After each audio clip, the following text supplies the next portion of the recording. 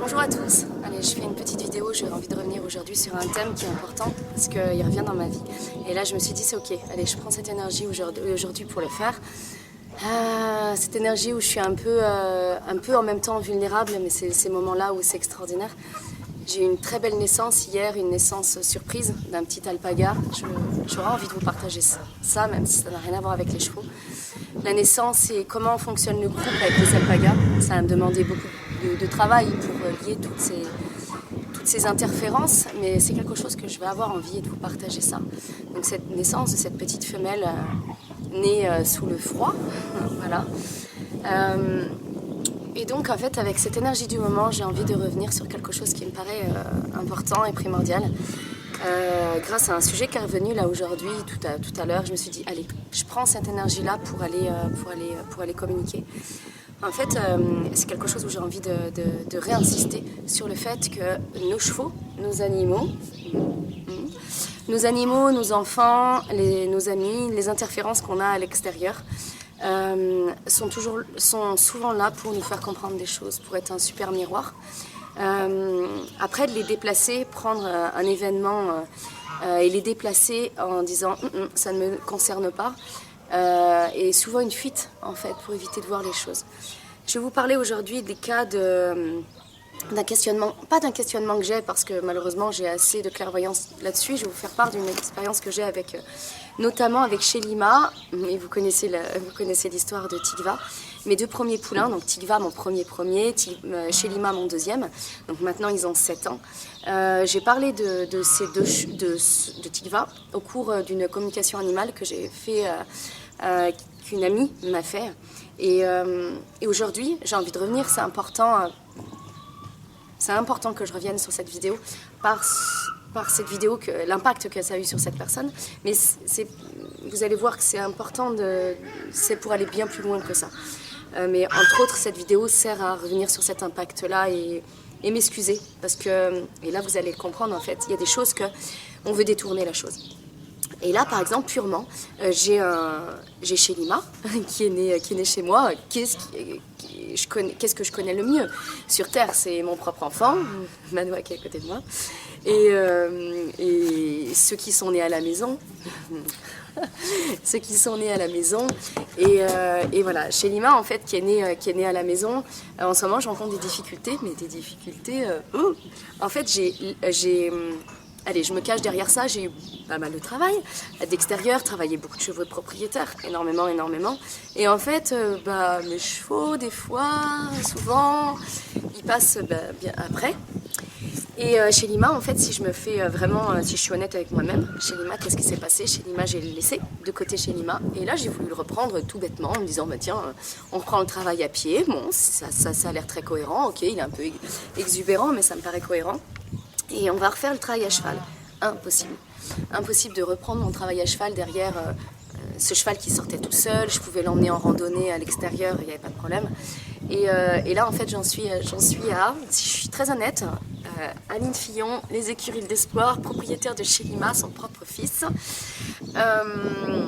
son propre poule qui est né chez lui, est incapable d'être sur le dos de son cheval en extérieur. Et je vais aller plus loin, je ne suis même plus capable de le prendre à pied et de sortir tout seul. Ok, alors, parce que La dernière fois j'ai fait ça, je l'ai pris et en fait il cabre, il veut revenir. Je me suis dit, bon Aline, là est-ce que tu te caches derrière le fait qu'il y a la génétique? C'est-à-dire son père, Marquis, était comme ça, il ne veut pas sortir tout seul, il a ces mêmes exubérances. Et sa mère, qui est à côté de moi, mon Elanka d'amour, qui est Lanka, qui pareil, et c'est une jument docile dans sa tête, mais il y a un côté en fait quand elle veut être belle, elle peut être un peu rebelle, à faire des demi-tours et tout ça, mais ça va jamais plus loin.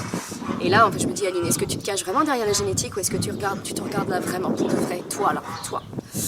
Et donc je me suis dit allez Aline, là franchement c'est bizarre parce que depuis la com animale que j'ai fait faire par cette femme que mon cœur estime, malgré ce qui s'est passé, que mon cœur estime vraiment profondément.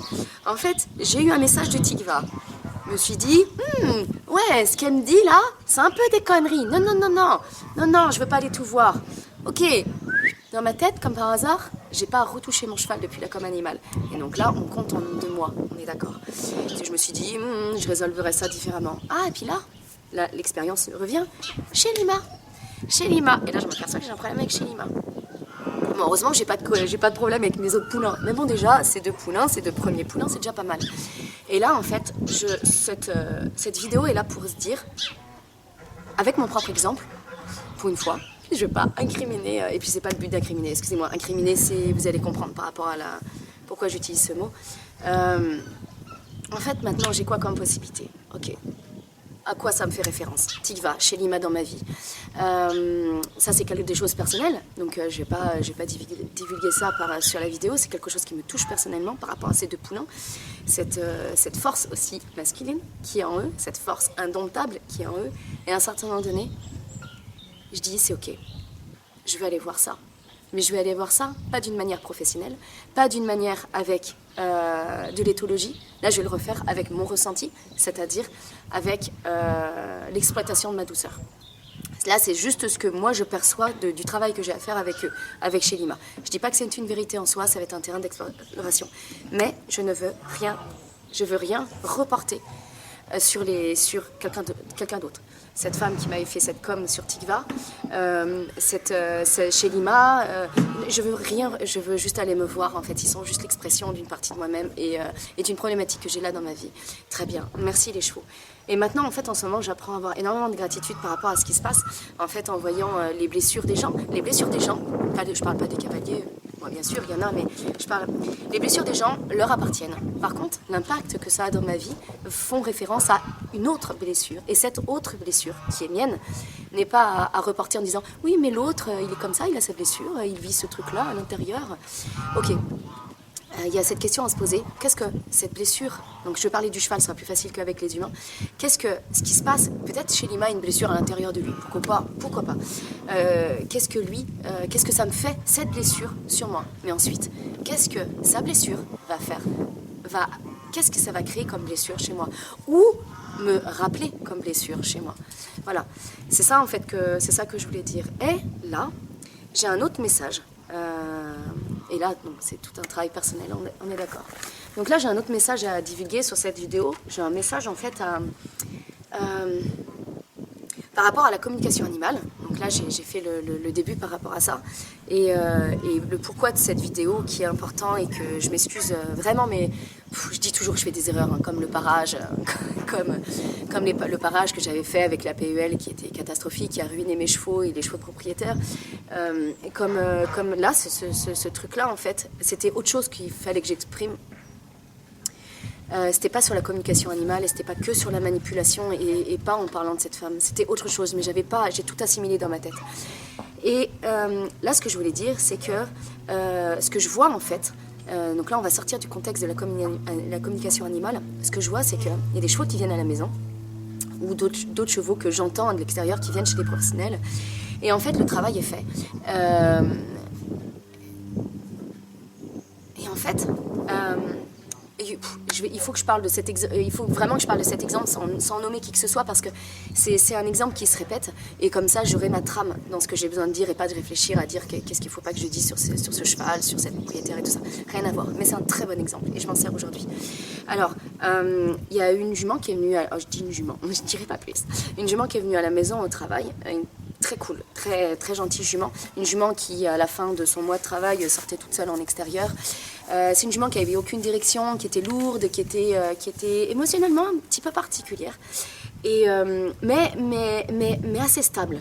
Je dis particulière, mais en fait, j'ai pas le droit de dire ça.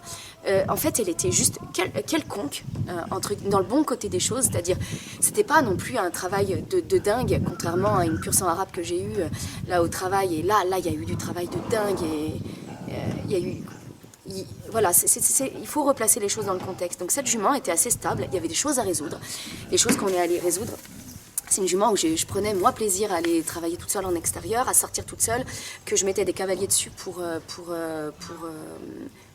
voir comment les réactions de la jument. Du coup, on l'a, entre guillemets, je l'ai testé, je l'ai fait évoluer.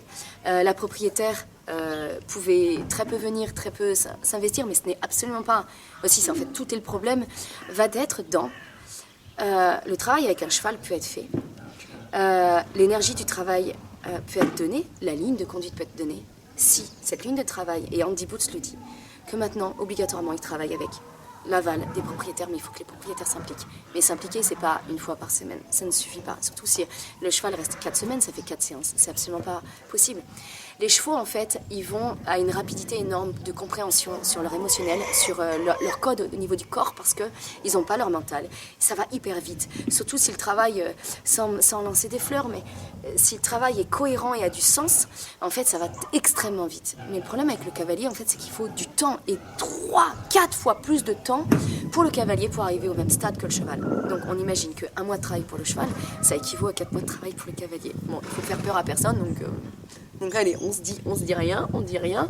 Mais ce que je veux dire, c'est que quand même, ça demande de la rigueur. Et surtout, en fait, un alignement.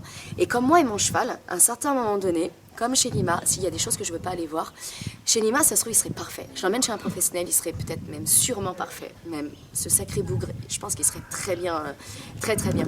Mais en fait, c'est avec moi. Et imaginons si je vais faire une com, parce que c'est ce qui s'est passé pour cette jument, et c'est important, pas du tout pour que je me dédouane, parce que alors là, j'ai même plus ça à faire, mais que j'explique et que je revienne, parce que je vais effacer évidemment cette vidéo par rapport à la communication avec Tigva. En fait, c'est important de ne pas se cacher derrière les choses et qu'on n'utilise ni les voyants, pour nous, voilà, c'est très facile d'utiliser de la voyance, c'est très facile d'utiliser la médiation, n'importe quoi, la communication animale, pour se dédouaner. Et en fait, ce qu'on a en face de nous, quel message ils veulent faire passer. Si c'est pour dire toujours, c'est la faute à l'autre, c'est-à-dire chez Lima, c'est pas ma faute. Le poulain, il va super bien, il vit en troupeau, il a des copains, il a tout ce qu'il faut. Il a tout ce qu'il faut. Ok? Mais non, mais le cheval, c'est pas ma faute. C'est pas ma faute. C'est la faute à un tel ou un tel. Eh non. Le cheval, en fait, s'il est comme ça, c'est parce qu'il y a eu un loupé de ma part, parce qu'il y a un non-alignement de ma part, parce qu'il y a quelque chose à aller résoudre à l'intérieur. Et à un certain moment donné, si on utilise les comme animales, parce que là, c'est ce qui s'est passé pour cette jument, qui était en plus... alors là, c'est la jument de la saison qui, justement, je me dis, oh là là, la plus facile. La plus facile, parce qu'il y a eu des cas à réfléchir, à aller transformer des choses. Et là, c'était la jument la plus facile, où vraiment tu te dis, ah, j'ai envie de me faire plaisir, je vais prendre tel cheval pour aller souffler et aller travailler dehors, partir dans les bois, n'importe où. Et là, la propriétaire me dit que la jument revient chez elle, mon première balade, voilà, c'est moyen, et après, catastrophique. La jument qui ne reconnaît plus, qui a dit que c'est plus sa jument, que c'est... Voilà. Et là, je me dis, waouh! En fait, c'est tellement énorme, le truc, que je ne peux pas le prendre contre moi, c'est impossible. C'est mon ego, c'est pas mon ego. Je vais réfléchir plus tard. Mais en fait, ce que je veux dire, c'est que c'est tellement un exemple, c'est tellement flagrant. Cette jument, elle était tellement extraordinaire que là, l'exemple... J'ai lu la com animale qu'elle a fait faire et je me dis waouh! Parce que la nana a utilisé, j'ai dit la nana, elle a utilisé le terme, je ne veux discriminer personne, c'est pour ça que j'ai utilisé le terme discriminer. Et là je me dis waouh, donc ça doit être salé quand même la com. Et là j'ai lu la com après, je me suis dit mais comment c'est possible? Comment c'est possible? Et en fait, j'ai pas tout lu. Parce que c'était assez exaspérant pour moi et je me suis connectée à qu'est-ce que ça me faisait. Et en fait, le danger, je me suis dit, mais pour cette propriétaire, quel est le danger? Bon, moi que j'ai ça, qu'est-ce que ça me fait? Je me suis dit, allez hop, je me sers de cette énergie pour remettre la responsabilité à chacun, comme moi j'ai mon énorme responsabilité par rapport à celui qui est là-bas chez Lima. Et en fait, je me dis, une propriétaire qui lit une com comme ça, elle se dit, mais c'est génial. Tout le problème est venu là-bas, ça s'est mal passé, nanana, la jument était pas bien avec les autres chevaux, la jument était toute seule à côté des autres chevaux, elle stressait, elle avait peur, voilà, elle était sans mort, la jument limite j'aurais pu la sortir en licol étau, aucun problème, j'ai pu mettre un débutant dessus. Voilà, on n'a pas galopé, d'accord, on a marché, on a trotté, mais j'ai pu mettre un débutant dessus. En fait, ce que je veux dire, c'est que quand on reçoit une com comme ça, qu'est-ce qui se passe dans la tête des propriétaires? Et c'est là où je me questionne. Je me questionne parce que c'est un petit peu le truc de la société un peu d'aujourd'hui, quoi. C'est-à-dire, c'est la faute à là-bas, en fait. C'est la faute à qu'est-ce qui se passe dans la société, c'est la faute à la politique, c'est la faute... Mais stop, en fait. Là, nous. Quel impact on a, nous, par rapport à qu'est-ce qui nous vient? C'est personne d'autre qui a un problème avec sa jument. C'est cette femme qui a un problème avec sa jument.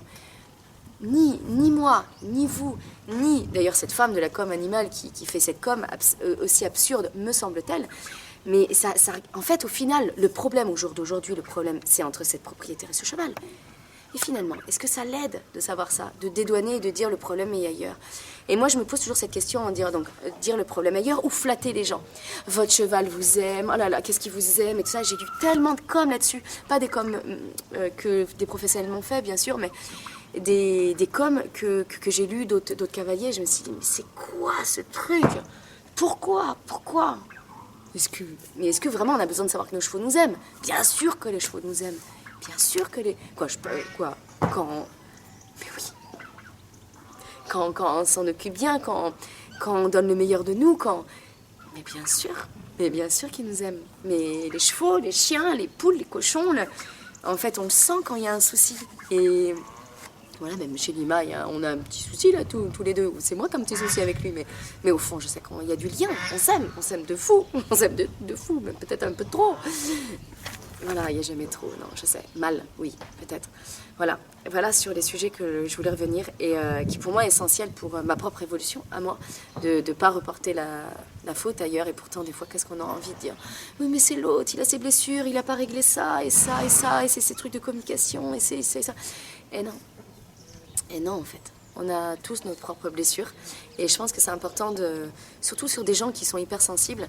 Et là, je me reconnais assez là-dedans, en fait, de tout sentir, de ressentir beaucoup de choses, de ressentir, de sentir et de ressentir. Et d'avoir des fois un peu un bisbis émotionnel à l'intérieur. Et c'est pour ça que j'ai fait cette erreur, en fait, par rapport à cette communication animale que cette femme m'a fait sur Tikva, parce qu'il y a eu tout un énorme mélange et j'ai pas su discerner, en fait. Ouais, la maturité, l'immaturité émotionnelle, c'est ce qui m'a caractérisée à ce moment-là. Voilà. En tout cas, sachez, je fais le résumé qu'il n'y a que vous qui êtes concernés par rapport à le problème que vous pouvez avoir avec vos amis, avec votre cheval, avec votre chien, avec vos propres enfants, avec votre mari. Il n'y a que vous, en fait. Il n'y a que moi qui suis concernée avec les problèmes que j'ai avec mon cheval et tout ça. Alors après, pourquoi est-ce que j'attire ça? Voilà. Ça, c'est mes propres questions, mes propres questionnements. Et qu'est-ce que ça me sert sur mon propre plan, pour moi, personnel? Qu'est-ce que je vais devenir avec tout ça? Moi, c'est comme ça que j'éduque mon fils, en fait. C'est que tous les jours, ça nous permet d'être meilleurs, de faire un travail sur soi, d'aller à l'intérieur de soi, de voir les choses. Et de ne pas se cacher, de ne pas se mentir, ou le moins longtemps possible. Et pour devenir juste des meilleurs humains, pour aller vers plus de paix. Et ça veut dire qu'on peut communiquer plus de ça. Voilà. Voilà, en fait. C'est des grands mots, on n'en est que tous là où on en est. Il y a encore beaucoup de violence émotionnelle, peut-être en moi. C'est même pas peut-être, c'est sûrement par rapport à tout ce bisbis, tout ce truc, cette sensibilité. Mais au fond, la seule chose, est-ce qu'on veut être en paix avec notre animal? Est-ce qu'on veut trouver nos propres solutions? Et à nous de savoir, nous écouter. Et moi, ce que j'aurais aimé savoir, c'est qu'est-ce que ça a fait cette propriétaire? Quand elle a lu cette com, qu'est-ce qui s'est passé? Qu'est-ce qu'elle dit entre elle et sa jument? Qu'est-ce que ça lui a fait résonance? C'est peut-être des réponses que j'aurais pas. Et finalement, est-ce que ça m'appartient? Non, peut-être pas aujourd'hui. Voilà. Je vous dis à tout bientôt. J'espère revenir avec des images, du travail avec des chevaux. Ça avance, parce que je reprends toute ma connexion avec mes propres chevaux. Je suis plus là. Ouais, il y a une autre dimension qui se dessine, mais vous savez, c'est toujours ça en fait.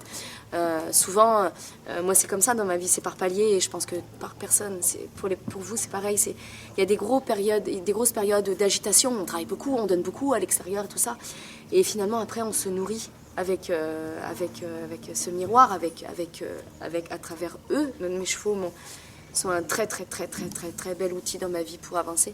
Et après, c'est ça que j'ai envie de transmettre. C'est pour ça que, oui, il y avait beaucoup de temps sans vidéo, oui, tout ça, mais je vais revenir avec, j'espère, je pense, des outils en plus, une connexion et un rapport au cheval qui est encore complètement différent, en prenant conscience de cette hypersensibilité que je peux avoir et que je vous donne la suite. De cette hypersensibilité que je peux avoir avec le cheval, que quand je travaille avec le cheval, il y a tout un univers qui est juste waouh.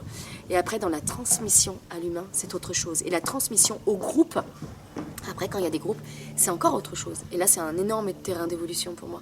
Parce que je suis passionnée, je suis entière, je donne beaucoup. Mais souvent, avec toute mon énergie de vie, c'est souvent débordant. Ouais, c'est débordant.